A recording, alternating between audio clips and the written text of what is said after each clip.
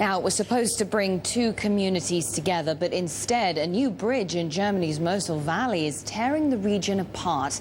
Philipp Encz explains why winemakers are furious about having 300 million euros spent on them.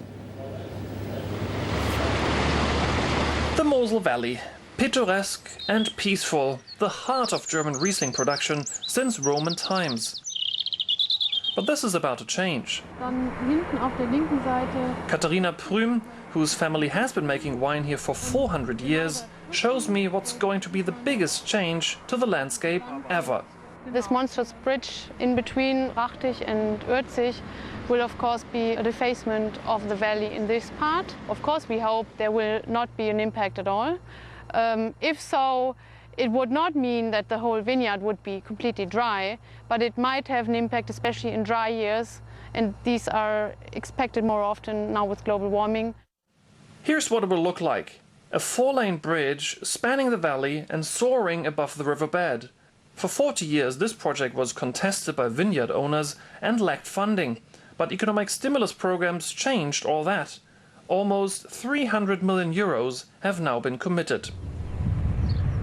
Opponents have filed more than 2,000 petitions and fought in the courts. To no avail, construction in the area has already begun. What seems like a local issue is sending shockwaves through the international winemaking community.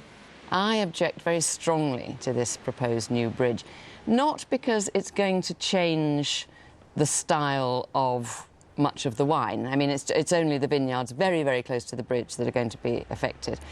But it's because the Mosel Valley is one of the most beautiful wine regions in the world, and it just doesn't deserve to have this eyesore of a bridge built across it, which the locals say is unnecessary anyway. The minister in charge of the project wasn't available to comment on camera. However, in this statement he argues that the highest court has dismissed all cases against the construction of the bridge and that it is a much-needed artery for tourism and trade. For KATHARINA PRUEM, this is bad news. She's worried about the impact on her grapes. And this may also be the last summer the valley looks just as wine lovers have appreciated it for centuries. Philipp Encz, Bloomberg News in Mosel Valley, Germany.